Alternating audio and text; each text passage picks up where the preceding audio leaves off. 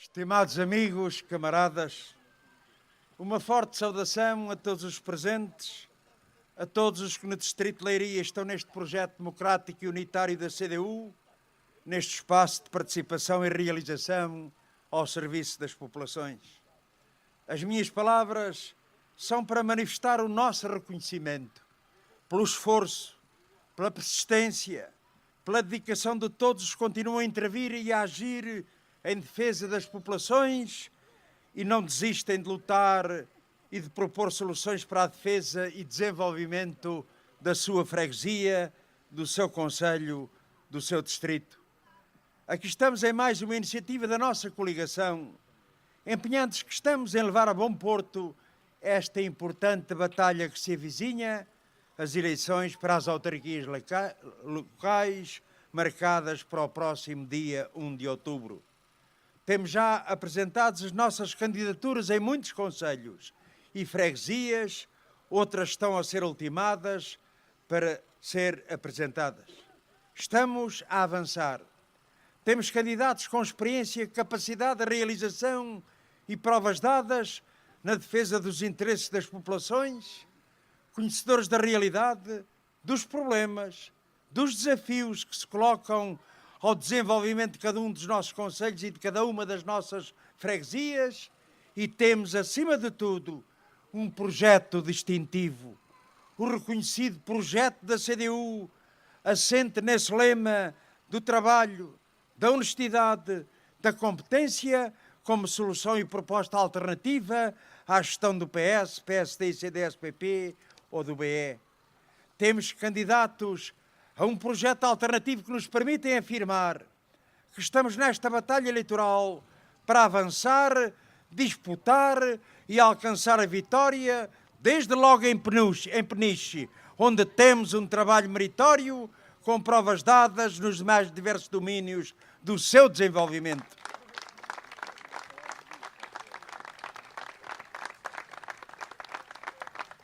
Vitória em Peniche, mas também na Marinha Grande, onde são justas as aspirações a vencer, porque a Marinha Grande precisa de ter uma Câmara que esteja perto dos seus habitantes, virado para a resolução dos seus problemas.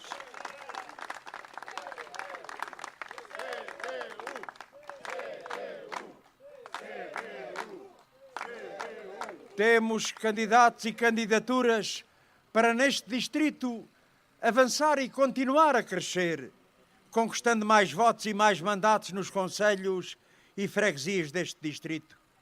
Sabemos que é uma batalha exigente, porque exigentes são os nossos objetivos eleitorais, que apelam na sua concretização ao redobrado envolvimento de todos os ativistas e eleitos da CDU.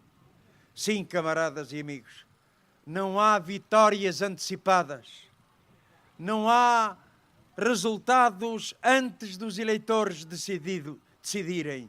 E por isso temos esta consciência que há muito caminho para fazer, mas sim é possível alcançar avanços, conquistar vitórias da CDU também aqui no distrito de Leiria.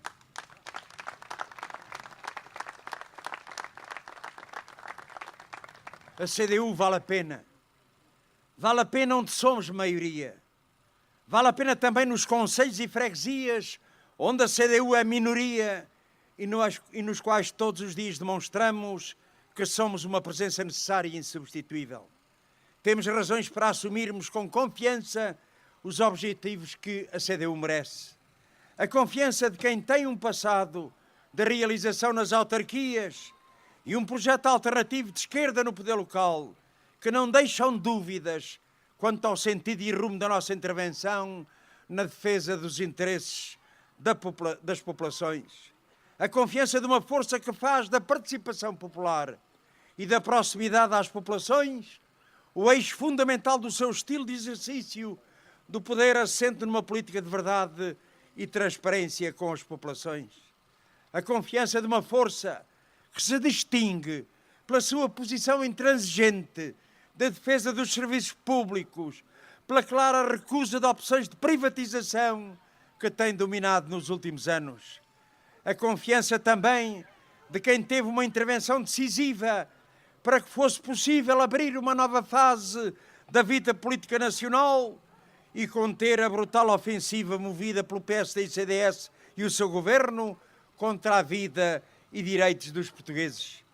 A confiança de quem, com a sua iniciativa, a sua luta, a sua proposta, contribuiu para dar passos em frente e iniciar um processo de inversão de muitas injustiças sociais dirigidas contra os trabalhadores e a população, particularmente nestes últimos anos de PEC e de pactos de agressão das troicas nacional e estrangeira. A confiança de uma força de como nenhuma outra que assuma a defesa do poder local democrático. Um poder local verdadeiramente representativo das populações. Um poder local amplamente participado e plural, dotado de uma efetiva autonomia administrativa e financeira, expressão de um efetivo poder das populações. Amigos e camaradas, temos afirmado que as próximas eleições autárquicas constituem uma batalha política de grande importância pelo que representam no plano local, mas também pelo que podem dar contributo para dar força à luta que travamos nesta nova fase da vida política nacional, para defender, repor e conquistar direitos e rendimentos e para afirmar a alternativa patriótica e de esquerda que o país precisa. Nestes últimos tempos, os portugueses puderam verificar quão importante é ter esta força consequente para fazer avançar a política de recuperação, reposição e conquista de direitos retirados aos trabalhadores e ao povo durante os últimos anos. Quão importante foi a alteração verificada na Assembleia da República na sequência das últimas eleições legislativas para impedir a reprodução de soluções políticas do viral-disco e toca ao mesmo. É certo que ainda não é a solução com a política que o país precisa, nem a política direita está derrotada. Ela sobrevive em muitos aspectos essenciais. Não podemos esquecer que para o caminho que precisamos de fazer, com novos avanços e conquista de direitos e rendimentos, mesmo que limitados, e levar o país para a frente com mais desenvolvimento, mais trabalho com direitos, mais repartição da riqueza criada, é preciso esta força cada vez mais forte e com mais força para puxar pelos interesses dos trabalhadores do povo e do país. Só não vê quem não quiser ver. Muito do que se tem conseguido em matéria de direitos e rendimentos vai para além do que o PS admitia no seu programa eleitoral e no seu programa de governo. Ter a consciência disso é compreender que para se darem novos e mais substanciais passos na solução dos problemas do fundo do país, é preciso dar mais força ao PCP, à CDU, à luta do nosso povo e necessariamente a ruptura dos compromissos do governo do PS com os interesses do capital monopolista, com a submissão às imposições da União Europeia. Dizemos isto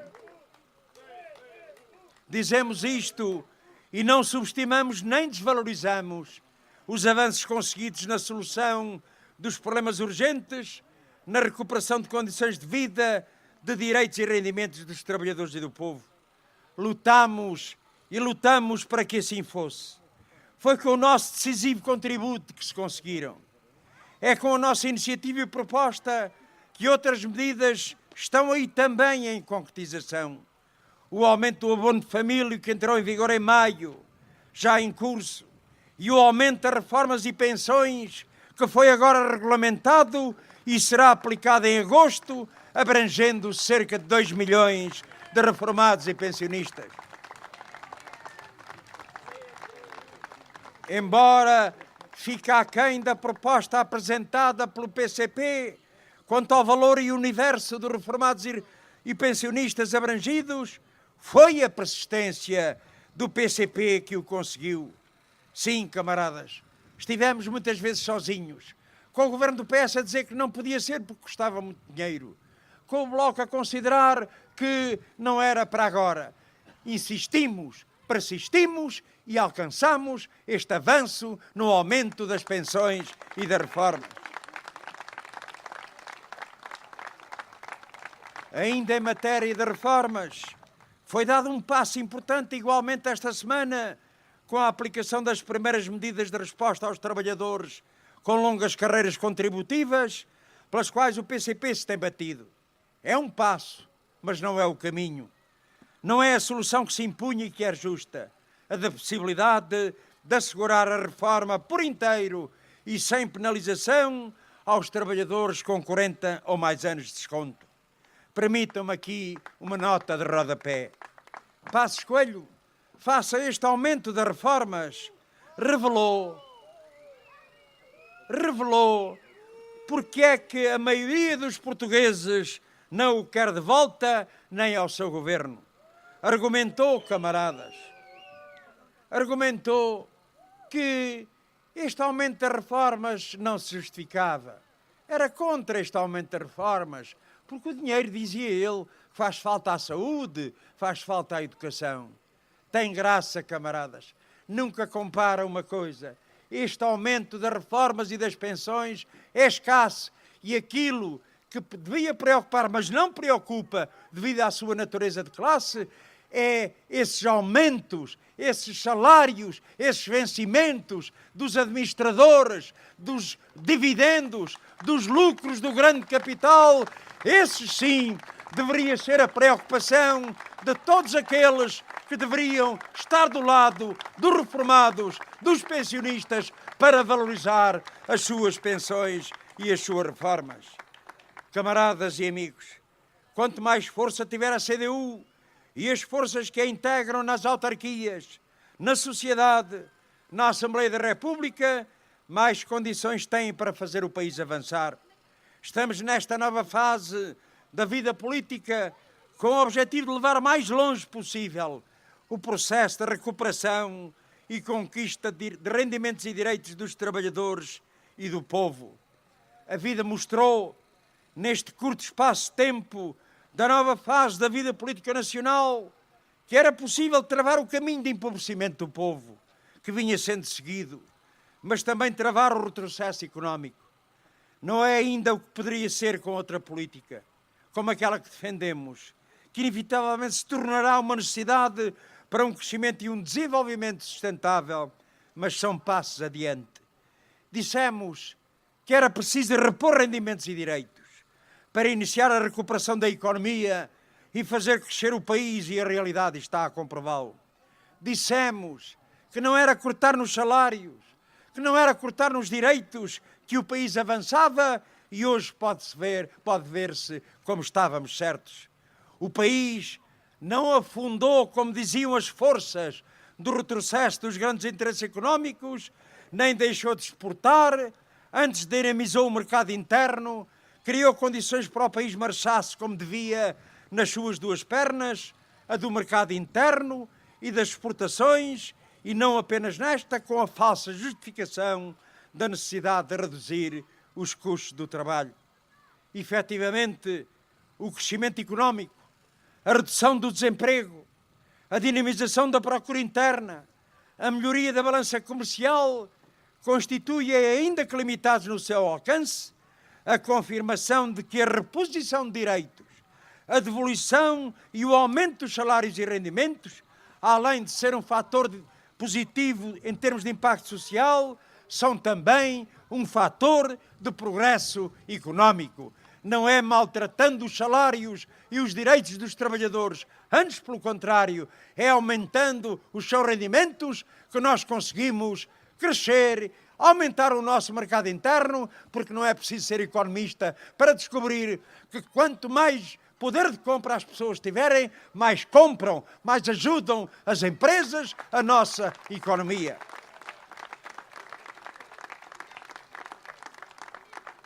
Não podemos ficar por aqui, nem parar aqui. Há muito a recuperar, há muito justiça a fazer, e a batalha pela reconquista e conquista de direitos e rendimentos não está terminada. Não podemos ficar por aqui, como pretendem os grandes interesses dominantes da União Europeia em Portugal. Não podemos descansar pelo que foi conseguido. A resposta plena aos nossos problemas continua muito condicionada pelo limitado alcance das opções do governo do PS. problemas para cuja solução é preciso uma política alternativa, a política patriótica e de esquerda que propomos e defendemos. Falamos do grave problema do desemprego, que ainda é muito grande. Falamos dos baixos salários e das baixas reformas. Falamos dos grandes atrasos e retrocessos verificados na economia do país, do investimento necessário ao desenvolvimento local, regional, da injusta distribuição da riqueza criada, das carências gritantes em serviços públicos e nas funções sociais do Estado. Falamos do grave problema do desemprego, que ainda é muito grande. Falamos da precariedade no trabalho, esse flagelo social que urge pôr fim. Falamos da realidade portuguesa moldada em anos e anos de política direita, que promoveu o desmantelamento da administração pública, que degradou todas as funções sociais do Estado com a sua política de Estado mínimo. Políticas conduzidas por sucessivos governos do PS, PSD e CDS, e que tiveram no governo anterior do PSD e CDS e no seu discurso sobre as gorduras do Estado, e agora o argumento perante estes acontecimentos mais recentes de que o Estado falhou. Mas, camaradas e amigos, não foi o Estado que falhou. Foi quem, em seu nome, executou políticas contrárias ao interesse nacional. O que falhou foi a política de direita que a vida mostra, em relação à qual o governo PS tem dificuldades em se descolar. Há responsabilidades outras a apurar? Naturalmente. Mas nem passos, nem cristas, nem a política de direita de anos e anos podem passar impunemente por cima das suas responsabilidades. Falavam,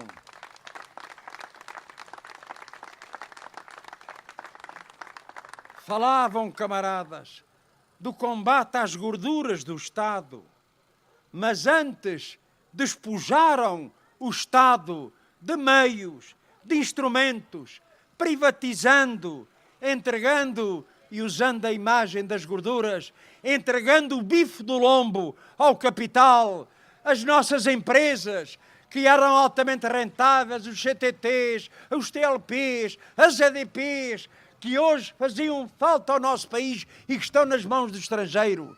Política de corte, que como se verificou no Serviço Nacional de Saúde, como se verificou na educação, como se verificou na lei de financiamento das autarquias, como se verificou no ataque aos trabalhadores da administração pública. Sim, emagreceram o Estado para engordar o capital e hoje não têm de vir dizer que o Estado falhou, porque eles, sim, com esta política, levaram a retrocessos, a uma situação difícil como o nosso país estão a viver.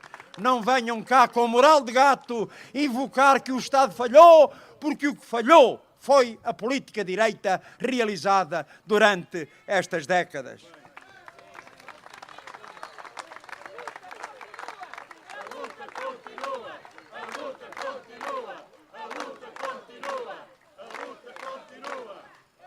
Falamos também dos muitos e graves problemas acumulados de décadas de política direita que conduziu à desertificação do território interior, ao abandono do mundo rural e que são o pano de fundo onde assenta a tragédia de que assistimos com os fogos florestais.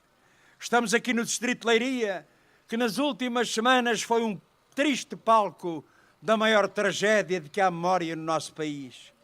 Hoje são conhecidas as suas consequências em toda a dimensão, no número de vítimas mortais e de feridos, nas habitações inutilizadas, na destruição das atividades económicas, nos empregos afetados, na área da floresta ardida, nas explorações agrícolas e pecuárias atingidas. Um cortejo de dificuldades que parece ser interminável e que nos toca a todos. Não é demais manifestar quer a solidariedade a todos atingidos, quer o apreço pelos que combateram os incêndios e pelos que hoje procuram tratar das feridas abertas.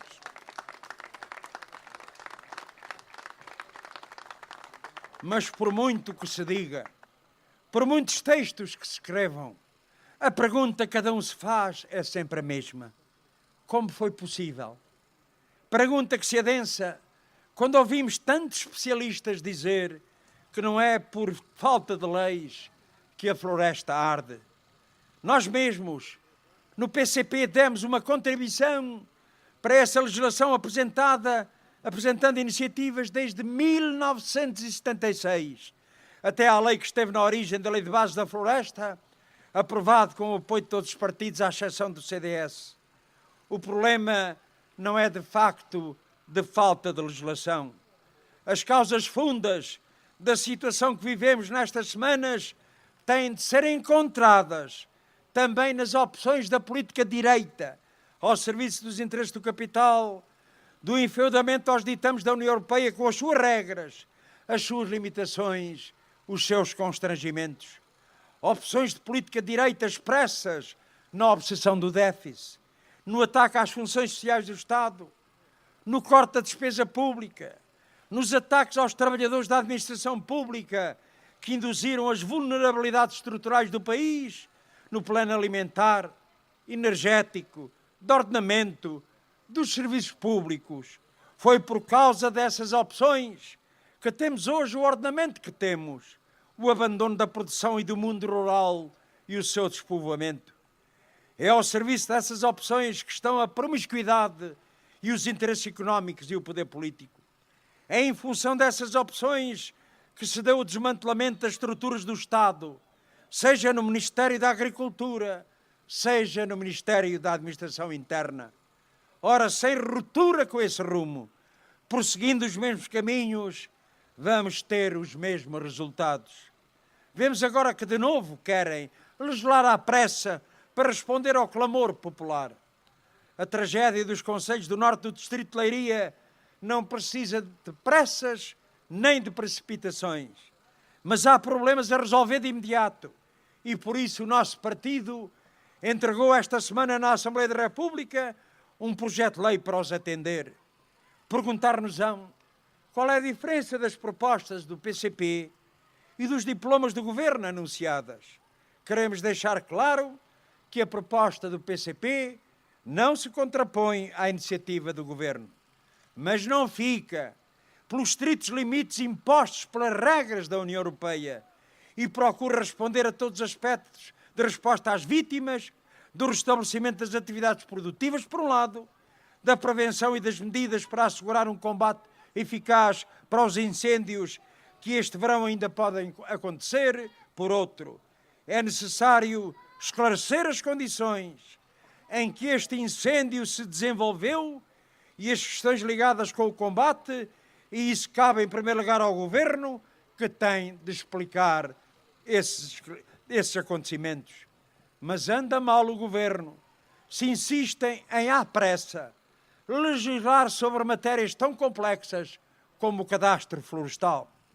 Aquilo a que o Governo deve responder é necessária a valorização do preço da madeira para assegurar que os produtores têm meios para fazer a gestão ativa da floresta de que tanto se fala. Aquilo que o Governo deve estar concentrado é encontrar os meios financeiros para assegurar todas as medidas que com urgência é preciso tomar e todas as que estão previstas na legislação. Meios para mais equipas de sapadores florestais. Meios para fazer a rede primária das faixas de gestão de combustível. Meios para repor a capacidade de resposta dos Ministérios da Agricultura e da Administração Interna. Medidas que provavelmente são incompatíveis com o espartilho do déficit e das decisões da União Europeia. A grande questão está em saber se o Governo está ou não disponível para esse confronto ou se está apenas a admitir a sujeição, mais uma vez, às regras da União Europeia. A questão a que o Governo tem de responder é se está disponível para cuidar da floresta tal como cuidou nos processos de resgate dos bancos. É porque não se pode ter uma visão sumítica condicionada em relação à floresta e, ao mesmo tempo, quando se trata de corrigir a roubalheira, esses escândalos dos bancos e dos banqueiros? Sim ou não? A nossa opção deve ser do lado da floresta e não do lado daqueles que andaram a viver à tripa forra à custa dos portugueses.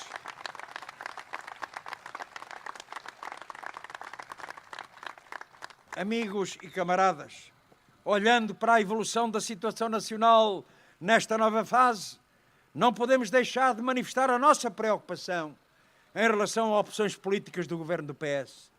Não é possível eludir que o balanço da execução do Orçamento do Estado para 2016 revela aspectos que contrariam e distorcem elementos positivos do seu conteúdo e que se mantém ainda por concretizar várias medidas aprovadas no Orçamento para 2017.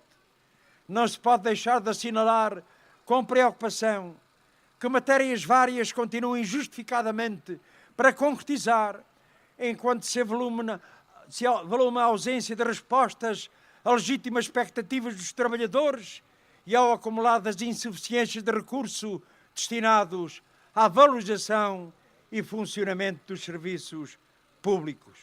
Os constrangimentos impostos no investimento público, as cativações orçamentais, prosseguindo tal como o PSD e o CDS a mesma lógica de agravamento da afetação do financiamento em áreas como a saúde, a educação, a cultura ou a modernização do setor do sistema de transportes, bem como a recusa de ir mais longe na reposição de direitos, todos ditados e ditadas e justificadas com o cumprimento das determinações da União Europeia, que mostram, ao contrário de que o Governo sustenta, o confronto entre a sujeição às imposições europeias e a resposta plena e sustentada aos problemas do povo e do país.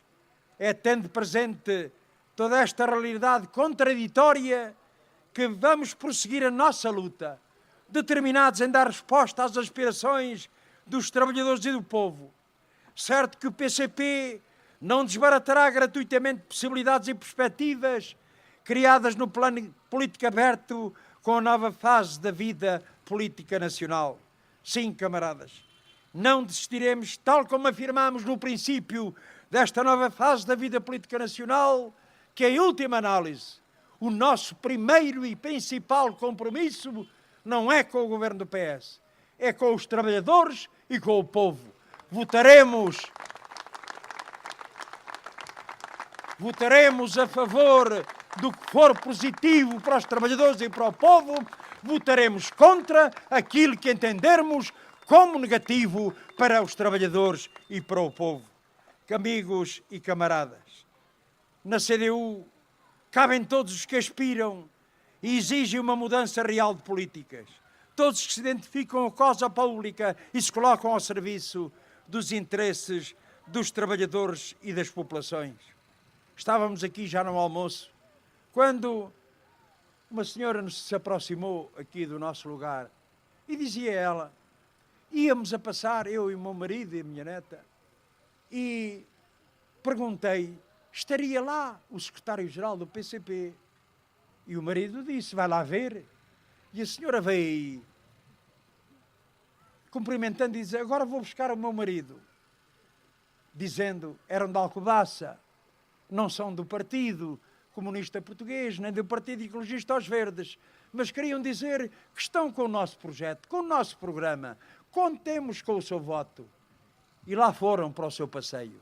Esta é uma imagem, camaradas, de grande significado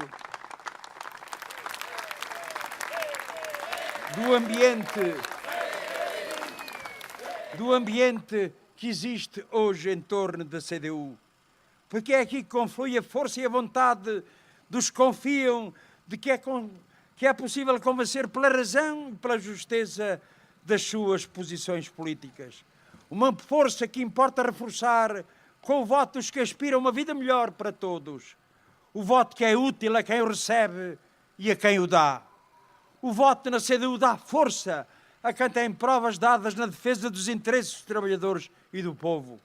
Sim, camaradas e amigos, não temos aqui estes candidatos, não temos os candidatos pelo distrito, entendidos como os seres perfeitos, como aqueles que nunca erram, como seres sobrenaturais. Não, são homens e mulheres e jovens que marcam a diferença em relação a outros, porque admitimos que os outros possam ter também bons candidatos. Não tem é uma coisa que a CDU tem: o seu projeto do trabalho, da honestidade, da competência. Homens e mulheres que querem fazer o melhor pela sua terra, pelo seu país, e por isso mesmo devemos partir para esta batalha com uma profunda confiança. Vale a pena estar na CDU nos tempos que correm, camaradas, de valores, do individualismo, do egoísmo, do salve-se quem puder, do oportunismo, da procura de interesses pessoais. Que tranquilidade é esta, camaradas, de saber: quem votar na CDU não se arrependerá. Quem votou na CDU nas eleições anteriores viu que o seu voto foi respeitado. Façam-no agora e vão ver que dão uma contribuição para uma vida melhor no nosso país. Viva a CDU!